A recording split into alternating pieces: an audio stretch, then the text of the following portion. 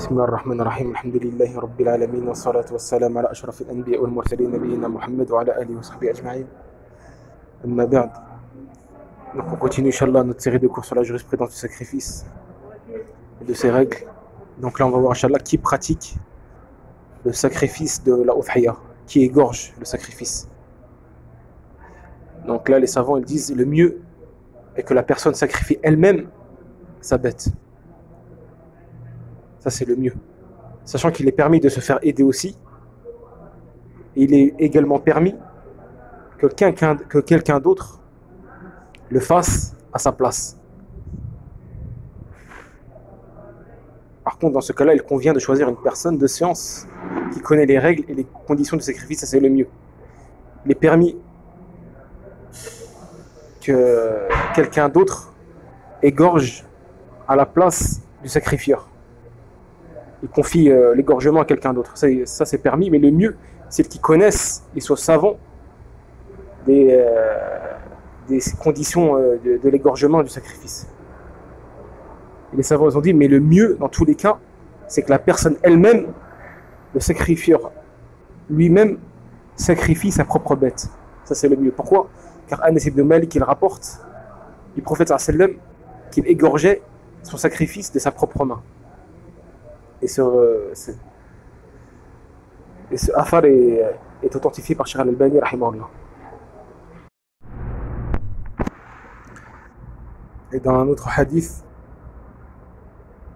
un compagnon parmi les Ansar, il rapporte que le prophète sallallahu alayhi wa sallam a couché son sacrifice pour l'égorger. Et a alors dit à un homme, un compagnon, aide-moi pour mon sacrifice. Alors il l'a aidé. Donc là on voit que c'est permis aussi de se faire aider pour égorger son sacrifice. Et l'imam Nawawi rahimahullah, il dit, dans son explication de Sahih Muslim, il dit, le mieux est que la personne sacrifie elle-même sa udhiya, son sacrifice. Les savants sont en consensus sur cela. Et l'imam Ibn Rushd al-Maliki rahimahullah, il dit, les savants sont en consensus sur le fait qu'il est permis de demander à quelqu'un d'autre d'égorger la udhiya. Donc là il y a un consensus des savants dans la permission de demander à quelqu'un d'autre d'égorger sa propre udhiya à nous. Mais le mieux, comme on a dit, c'est que le sacrifieur lui-même égorge sa bête. Ça c'est le mieux. Et ça c'est la pratique du prophète sallallahu alayhi wa sallam. Et une autre question par rapport à ça, les savants sont en consensus. Ils sont unanimes concernant la permission de la bête sacrifiée par l'enfant et la femme. Pourquoi? Car il y a un récit, il y a un des compagnons, il rapporte, il dit, une esclave, une femme, une esclave de Ka'b ibn Malik. Ka'b ibn Malik c'est un compagnon qu'elle a l'agré, elle avait une esclave. Et cette esclave-là, cette femme, gardait son bétail, le bétail du compagnon. Et à un moment, une brebis du troupeau, il rapporte, une brebis du troupeau s'est blessée. Alors cette femme-là, cette esclave, elle est partie la rattraper et l'a égorgée avec une pierre. Donc cette brebis s'est blessée. Donc pas peur qu'elle ne meure, car la bête morte, il est interdit de la manger. Donc lorsqu'elle s'est blessée, cette femme-là s'est précipitée avant qu'elle meure, cette bête, pour l'égorger. Donc elle a pris une pierre, qui est une pierre aiguisée, et l'a égorgée. Donc après ils ont interrogé le prophète sallallahu alayhi wa sallam sur cela, et il a dit mangez-la. Ça c'est rapporté par le Bukhari dans son Sahih. Donc là, le prophète sallallahu alayhi wa sallam il a dit mangez-la, malgré qu'elle a été égorgée, cette bête, par une femme. Donc c'est pour ça que les savants sont unanimes sur cela, que c'est légiféré que la femme elle égorge. Pareil, il y a un autre récit. Le compagnon Abu Musa al-Ash'ari ordonnait à ses filles d'égorger leur sacrifice de leurs propres mains. Et ce récit est authentifié par Sheikh al-Albani rahimahullah.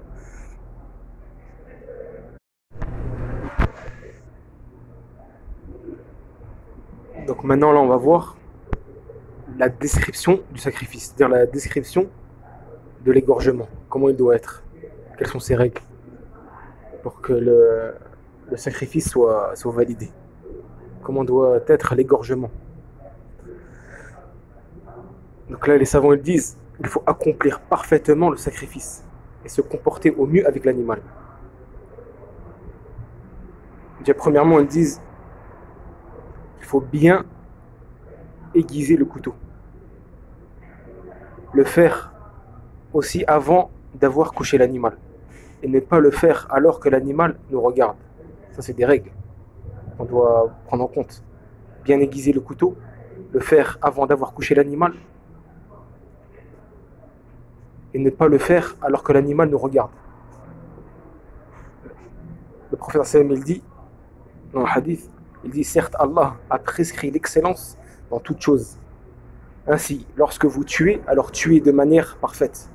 Et si vous égorgez, alors égorgez de manière parfaite. Que l'un de vous aiguise son couteau et qu'il apaise la bête qu'il égorge.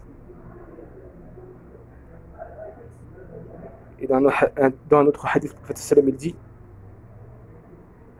le prophète sallam est passé près d'un homme qui avait posé son pied sur le flanc d'une chèvre, qui était prêt à égorger une bête.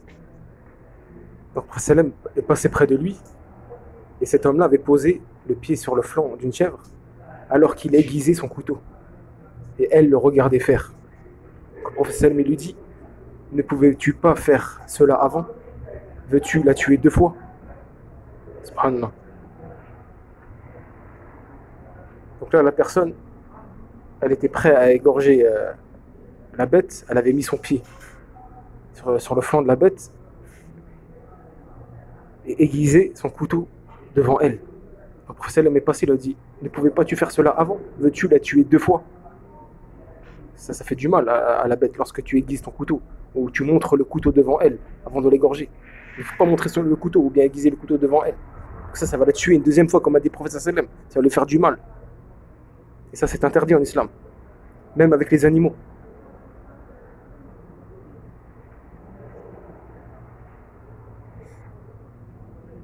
Et dans notre hadith, le prophète sallam a ordonné d'aiguiser les couteaux, de se cacher des animaux. Et il a dit, lorsque l'un de vous égorge, qu'il le fasse vite et bien. Ça, c'est un hadith authentifié par Cheikh Al-Albani. Le prophète sallam a ordonné d'aiguiser le couteau. Le compagnon il dit, le prophète sallam a ordonné d'aiguiser le couteau, de se cacher lorsqu'on aiguise et ne pas le faire devant l'animal.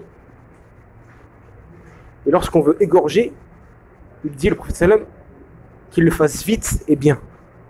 Donc tout ça pour apaiser la bête et pour ne pas lui faire peur. Ça fait partie des vertus de cette religion, subhanallah. Après ils disent que l'islam est une religion violente, agressive, etc. L'islam il t'ordonne même d'être bienfaisant avec la bête. Que dire alors d'un être humain, qu'il soit musulman ou bien mécréant?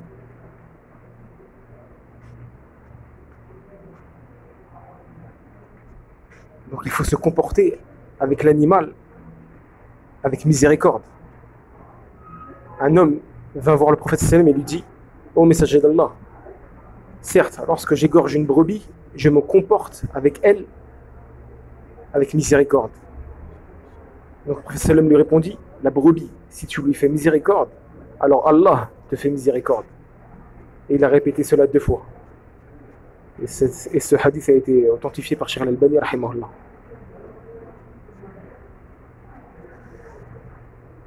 L'imam Ibn Hazm rahimahullah, il dit, les savants sont unanimes sur le fait qu'égorger de manière parfaite est obligatoire.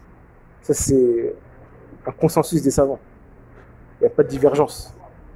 Et les savants ils disent qu'il est obligatoire à la personne d'égorger la bête de manière parfaite et de lui faire miséricorde.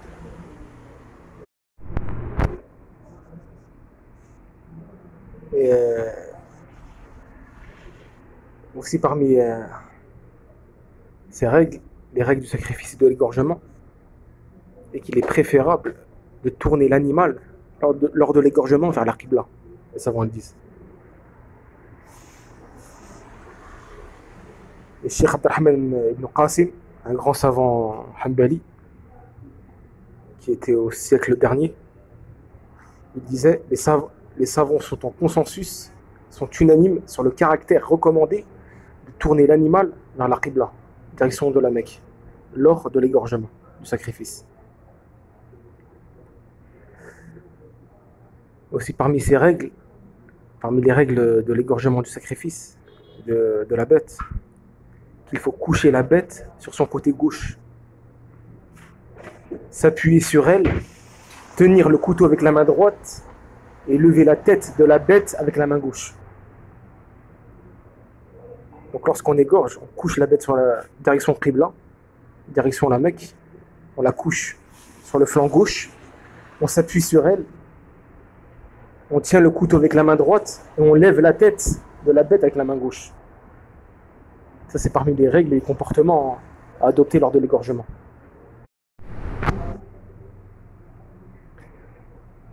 Aïcha, qu'Allah l'agrée, elle rapporte, elle dit, le prophète sallam a ordonné qu'on lui apporte un bélier cornu qui avait du noir sur les pattes et sur le ventre et autour des yeux. Donc il lui a été apporté pour qu'il le sacrifie. Puis il me dit, Aïcha elle dit, puis il me dit, oh Aïcha, viens à la maison. Puis il a dit, aiguise-moi le couteau avec une pierre. Elle dit, c'est ce que j'ai fait. Alors il a pris le couteau, le prophète sallam a pris le couteau aiguisé et a couché le bélier et l'a égorgé en disant, Bismillah. Oh Allah, accepte de la part de Mohammed et de la famille de Mohammed et de la communauté de Mohammed. Donc les savants ils disent, il y a dans ce hadith une preuve que les ovins doivent être couchés, c'est-à-dire les béliers, les moutons, les brebis, les chèvres, que les ovins doivent être couchés et qu'ils ne sont pas égorgés debout, qu'ils ne doivent pas être égorgés debout, car ceci est plus doux pour eux et il y a sur cela un consensus des musulmans. Donc les savants disent ça, il y a un consensus des musulmans, comme on vient de le dire. Qu'il faut, pour les ovins, c'est-à-dire les béliers, moutons, brebis, etc., qu'il faut les coucher et ne pas les égorger en la laissant debout. Mais il faut la coucher, pourquoi? Car ceci est plus doux pour ces bêtes, comme le prophète sallam le faisait. Dans notre hadith, Anas ibn Malik al-Agri rapporte, il dit, le prophète sallam sacrifiait 2 béliers cornus de couleur blanche avec un petit peu de noir. Il disait, il posait son pied sur leur flanc, il les couchait, posait son pied sur leur flanc et les égorgeait de sa propre main. Et l'imam Ibn Hajar, rahimahullah, il dit, dans son explication de Sahih al-Bukhari, il dit, les savants sont en consensus sur le fait que la bête doit être couchée sur son flanc gauche. Alors on pose le pied sur son flanc droit, afin que ceci soit plus facile pour celui qui égorge pour prendre le couteau dans la main droite et tenir la tête de la bête avec la main gauche. Et quel est le jugement d'égorger avec la main gauche, justement? Parce que le prophète sallam égorgeait avec la main droite. Coucher la bête sur le flanc gauche et poser son pied sur le flanc droit et égorger avec la main droite. Mais si la personne égorge avec la main gauche, donc Cheikh Al-Uthaymeen lui il dit, il faut coucher la bête sur son flanc gauche si on égorge de la main droite. Mais si la personne égorge avec la main gauche, alors il faut coucher la bête sur son flanc droit. L'objectif dans cela est d'apaiser la bête. Donc c'est pas obligé, le mieux c'est d'égorger avec la main droite, mais c'est pas obligé. Si la personne elle est gauchère, elle égorge avec la main gauche, il n'y a pas de problème, mais qu'elle la couche sur le flanc droit alors. L'objectif dans cela c'est quoi? Comme il dit Cheikh Al-Uthaymeen, c'est d'apaiser la bête. C'est ça le principal.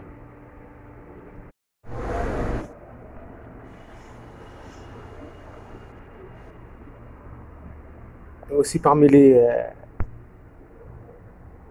règles à adopter, qu'il ne faut pas attacher les pattes de la bête lors de l'égorgement.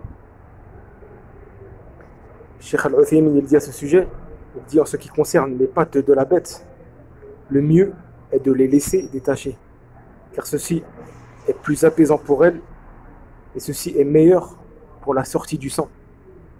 Car le mouvement de la bête, lors de l'égorgement, elle va bouger. Donc le mouvement de la bête va faire sortir le sang. et ceci est meilleur. Donc le mieux lors de l'égorgement, c'est de ne pas attacher les pattes, mais de les laisser. Pour que justement la bête puisse bouger, ce qui va l'apaiser et va faire aussi en sorte de faciliter la sortie du sang. Donc le fait d'attacher les pattes, ceci est une erreur lors de l'égorgement. Et aussi parmi les règles à adopter lors de l'égorgement, prononcer l'invocation au moment du sacrifice. Donc Jabir ibn Abdillah, le compagnon qu'Allah l'a agréé, il dit: j'ai assisté au Eid al-Adha avec le prophète sallallahu alayhi wa sallam à la salle de prière. Lorsqu'il a terminé son sermon, il est descendu du mimbar et on lui a apporté un bélier qu'il a égorgé de sa main et il a dit Bismillah wallahu akbar. Puis il dit: ceci est pour moi et pour ceux de ma communauté qui n'ont pas pratiqué le sacrifice.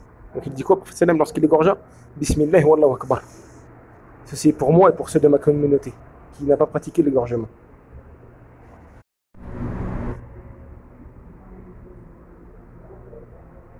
Et dans notre hadith,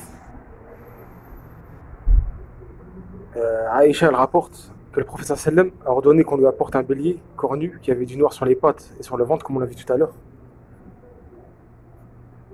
On lui a rapporté, et lorsqu'il égorgea, il disa Bismillah, Wallah, accepte de la part de Mohammed et de la famille de Mohammed et de la communauté de Mohammed.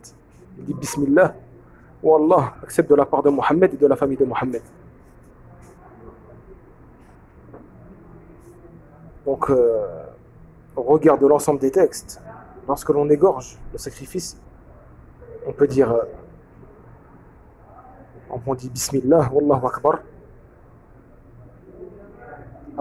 Allahumma minka walak, c'est-à-dire, on dit,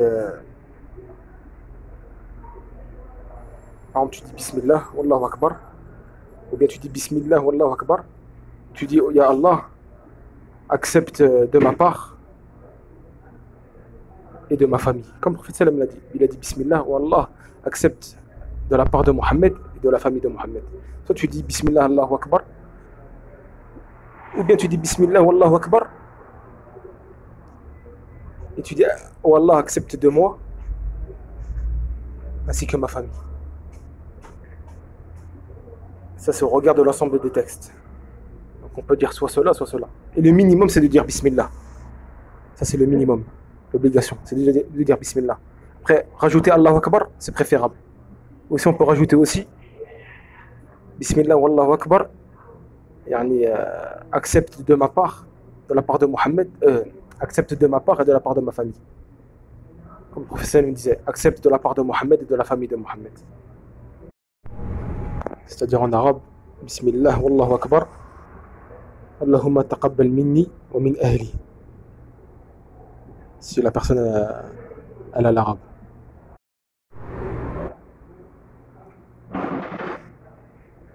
Et pour que l'égorgement soit valable, il faut que le nom d'Allah ait été prononcé lors de l'égorgement.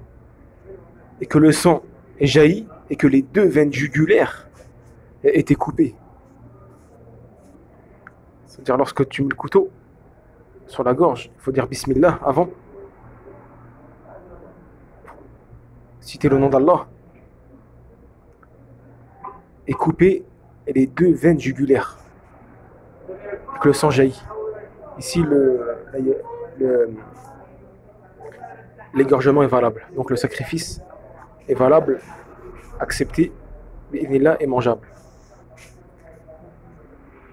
D'après Rafi' ibn Khadij, qu'Allah l'agrée, c'est un compagnon, il dit, j'ai dit au prophète sallam, ô messager d'Allah, parfois nous sommes dans des expéditions militaires ou en voyage et nous voulons égorger, mais nous n'avons pas de couteau.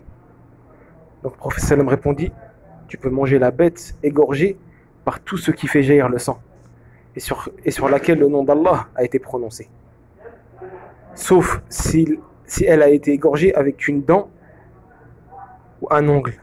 Car certes, la dent est un os et l'ongle est le couteau des abyssins. C'est des polythéistes. Donc là, le prophète sallam, il dit quoi? Il dit, tu peux manger la bête égorgée par tout ce qui fait jaillir le sang. C'est-à-dire par n'importe quelle chose qui fait jaillir le sang. C'est-à-dire un couteau. Si tu n'as pas de couteau, avec un sabre, avec une épée. C'est pas obligé un couteau. Tu peux faire avec un sabre, avec une épée, avec une pierre, si elle est aiguisée.